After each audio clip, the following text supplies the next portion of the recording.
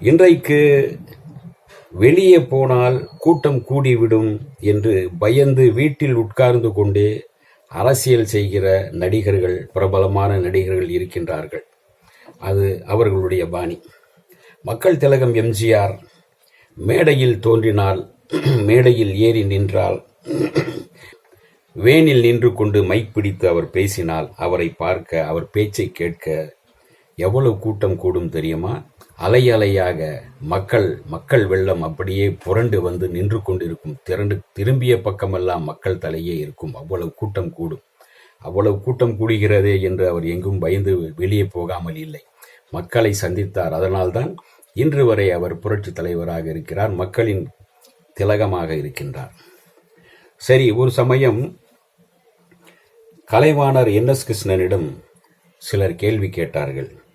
நிஜமாக எம்ஜிஆருக்கு எவ்வளவு கூட்டம் வருகிறது என்று கேட்டபோது கலைவாணர் சொன்னார், என்னை கலைவாணரை பார்க்க எவ்வளவு கூட்டம் சேருகிறதோ, தியாகராஜ பாகவதரை, அவர்தான் தமிழ் சினிமாவின் முதல் சூப்பர் ஸ்டார், எவ்வளவு கூட்டம் சேருகிறதோ, நாதஸ்வர சக்கரவர்த்தி ராஜரத்தினம் பிள்ளைக்கு எவ்வளவு கூட்டம் சேருகிறதோ, SG கிட்டப்பாவுக்கு எவ்வளவு கூட்டம் சேருகிறதோ, இந்த 4 பிரபலமானவர்களுக்கும் எவ்வளவு கூட்டம் சேருகிறதோ அதையெல்லாம் மொத்தமாக சேர்ந்து எம்ஜிஆருக்கு அதைவிட அதிகமாக, மொத்தமாக அந்த 4 பேருக்கு சேர்கின்ற அந்த கூட்டத்தை விட அதிகமாக எம்ஜிஆருக்கு அந்த கூட்டம் சேர்கிறது.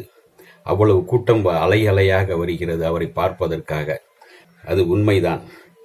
சந்திரனுக்கு, நம்ம ராமச்சந்திரன், MG ராமச்சந்திரனுக்கு பார்ப்பதற்காக அவ்வளவு கூட்டம் வருகிறது. நாங்கள் 4 பேரை விட, நாங்கள் அன்றைக்கு பிரபலமானவர்கள், எங்களுக்கு கூட்டம் கூட்டமாக வரும்.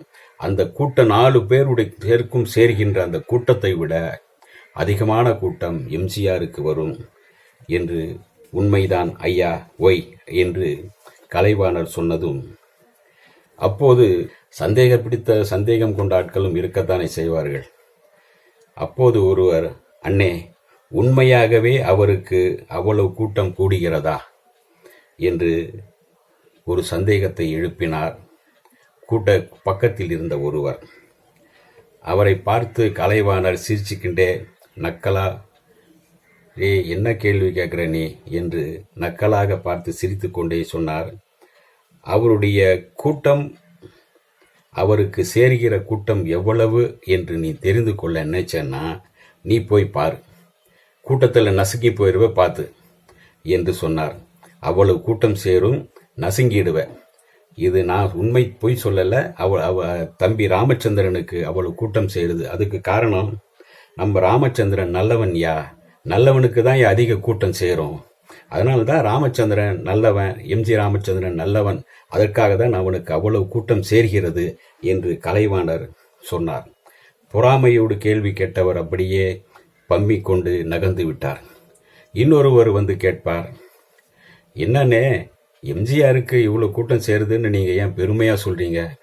என் தம்பியா அவருக்கு? அப்போ கலைவாணர் சொன்னார், எம்ஜிஆர் என் தம்பியா, நல்லவன்யா, எல்லோருக்கும் ஏழைகளுக்கு உதவணும், மற்றவங்களுக்கு உதவணும்னு நினைக்கிறவன் ஐயா, நல்லவன் எம்ஜிஆர். அதனால்தான் அவனுக்கு கூட்டமும் சேருது, அதனால்தான் அவன் தர்மம் அவன் தலையை காக்குது.